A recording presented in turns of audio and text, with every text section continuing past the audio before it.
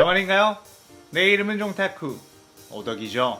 우리 종대 여러분, 오늘 하루 어떠셨나요? 오늘은 인기 애니메이션 귀멸의 칼날의 대부분의 주요 캐릭터가 러브라인에 성공한다면 어땠을지 대한 가상 시나리오 오브입니다. 이 영상에는 치명적인 스포일러와 개인적인 견해가 있으니 그 점 명심하시길 바랍니다. 大丈夫ですか? 그럼 시작해볼까요?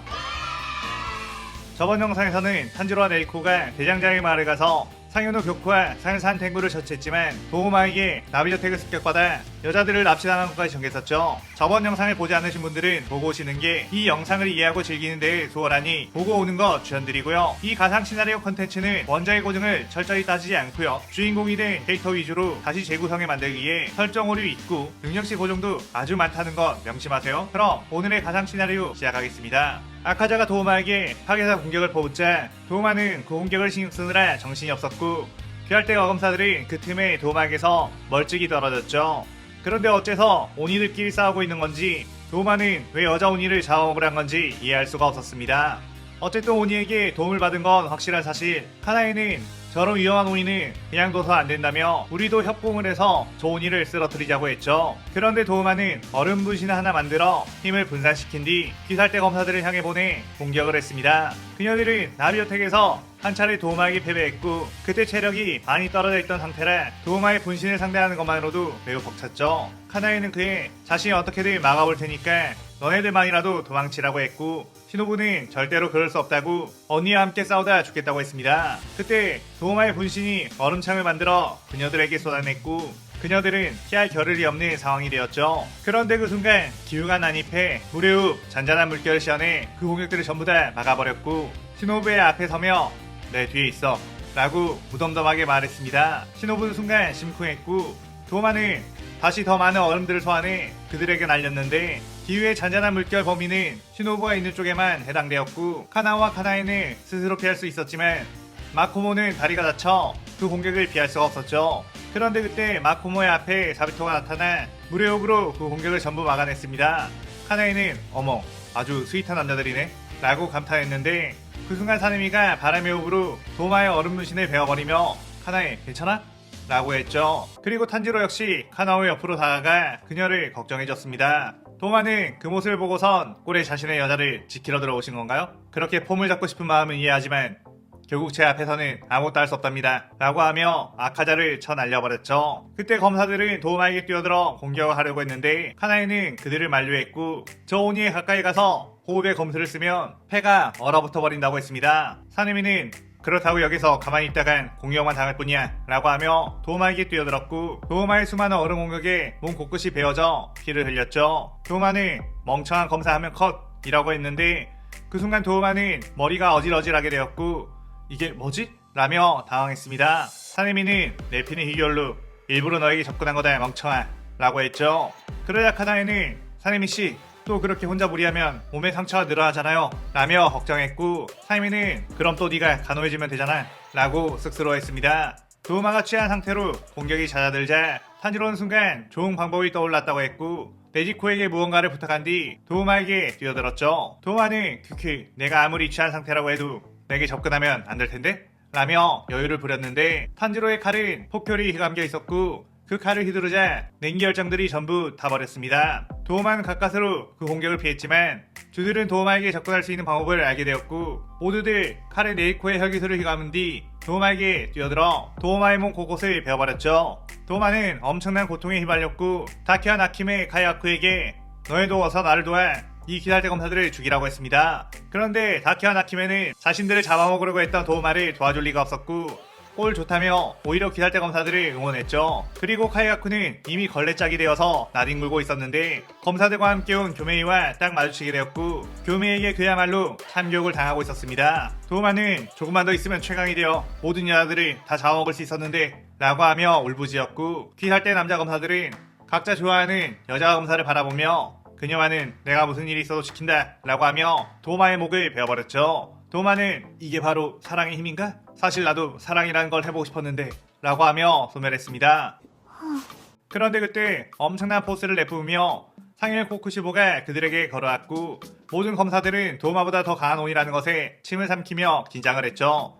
코쿠시보는 거기서 제일 강한 검사가 누구지? 라고 물었고 카야쿠를 발라버린 교메이가 그의 앞으로 다가와 전투태세를 갖췄습니다. 코쿠시부는 곧바로 칼을 빼든 뒤 교메이와 싸우기 시작했는데 코쿠시부의 압도적인 검술 앞에서는 귀할 때 최고 전력이라고 불리우는 교메이마저 상대가 되지 않았죠. 그 모습에 다른 검사들도 코쿠시부에게 덤볐지만 그 역시도 코쿠시부의 상대가 되지 않고 다들 바닥에 쓰러지게 되었습니다. 그런데 그때 코쿠시부의 눈에 들어온 것은 바로 탄지로가 요리치의 해협을 쓰고 있다는 것에 흥미로웠지만 실력 자체는 너무나 보잘것없었기에 그 호흡을 누가 알려준 거냐고 물었죠. 그러나 탄지로는 자신의 아빠가 알려주셨다고 했고 코쿠시부는 아직 그자가 살아있느냐고 물었습니다. 탄지로는 그렇다고 했고 코쿠시부는 당장 그자가 있는 곳으로 안내하라고 했죠. 탄지로는 절대로 그럴 수 없다고 했지만 그가 있는 곳으로 안내하지 않는다면 여기 있는 모든 검사들을 다 죽여버리겠다고 협박을 했습니다. 그런데 그때 교메이는 확실히 탄지로 씨라면 저 오니를 상대해볼만 할 거라고 했고 탄지로는 아빠만이 희망일지도 모른다며 다같이 탄지로가 살던 산속으로 갔죠. 탄지로는 근처에 강력한 오니가 왔다는 걸 느끼고선 곧바로 자신의 일륜도를 들고서 마중을 나왔는데 귀살대 검사와 상일 코쿠시부 그리고 나키메와 다키, 규타로 아카자까지 있다는 것에 도대체 뭔 상황인가 싶었습니다. 코쿠시부는 해협의 실력을 보고 싶다며 발해협을 시연했고 탄지로는 그대로 해협을 시연한 뒤 코쿠시부와 맞서게 되었죠. 탄지로와 맞붙게 된 코쿠시부는 확실히 지금껏 만나본 검사들 중에 요리이치를 제외한 가장 실력이 뛰어난 검사라는 걸 알았는데 탄지로는 내비치는 세기까지 가지고 있었기에 코쿠시부와 수십탑을 주고받았습니다. 하지만 탄지로는 인간의 몸이며 타고난 신체 능력도 그렇게 좋진 않았기에 한계가 분명히 있었고 수백 년을 단련한 코쿠시부의 앞에서는 무릎을 꿇고 말았죠. 그것을 지켜보던 귀살대 검사들은 모두 지금이라도 다같이 공격해 코쿠시부를 대체해야 하나 싶었는데 코쿠시부는 자신의 승기가 확실해지자 이걸로 싸움을 끝내도 되겠지? 내가 최강의 검사라는 것에 동의하지 않는 녀석이 있나? 라고 물었습니다. 그러자 귀살대 검사들은 갑자기 왜 저러지? 라고 생각을 하며 아무도 나서지 않았는데 코쿠시부는 비로소 해협을 걷고 난 최강의 검사가 되었다. 요리치와 다시 한번 싸워보고 싶지만 현실적으로 그런 일은 일어나지 않겠지. 그리고 나는 요리치가 이루지 못한 것을 이루겠다. 라고 하며 다키에게 저벅저벅 걸어갔고 너 내 여자가 되어라. 라고 단호하게 말했죠. 다키는 순간 심쿵하며 박력 지리네요. 좋아요. 라고 하며 코쿠시부를 껴안았고 쥐들은 이게 지금 뭔 상황인지 도저히 이해할 수가 없었습니다.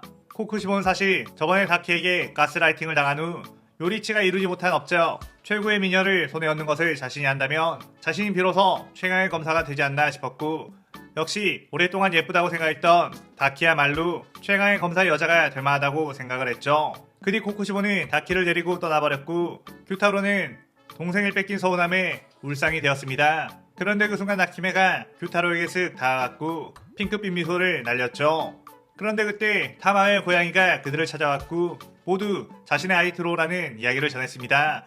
그렇게 타마의 아이트에 가보니 그곳에는 태초의 온이 무장이 있었고 모두 무장을 보고 칼을 빼들었죠. 그런데 가만히 보니 무장에게서는 오니의 느낌이 전혀 없었고 타마요는 이미 무자는 인간으로 돌아온 상태라고 했습니다. 이게 어떻게 된 일이냐고 묻자 무자는 자신의 숨겨진 이야기를 전해주게 되었죠. 사실 무자는 우연히 오니가 된 후 파괴 본능만을 위해 살며 오니들을 만들었는데 그때 타마요를 만나게 되었고 타마요에게 호감이 있었지만 자신은 태초의 오니이며 이 세상을 지배하고 싶다는 생각에 그녀에게 함부로 대했죠. 그러다가 무잔이 한참 어깨에 뽕이 올라갔을 때 요리이치를 만나 개발리게 되었고 그때 많은 힘을 잃고 추악의 빤스런을 하게 되었습니다. 그 일 이후 타마요는 무잔의 곁을 떠나게 되었고 무잔은 겉으로는 아무렇지 않은 척했지만 타마요가 그리워 오니들을 시켜 타마요를 찾게 했던 거였죠. 그렇게 오랜 시간 무잔은 타마요를 그리워했고 그의 뜻한 마음은 그가 만들어 놓은 오니들에게까지 영향이 가 오니의 특이점을 만들어버리게 된 거였습니다.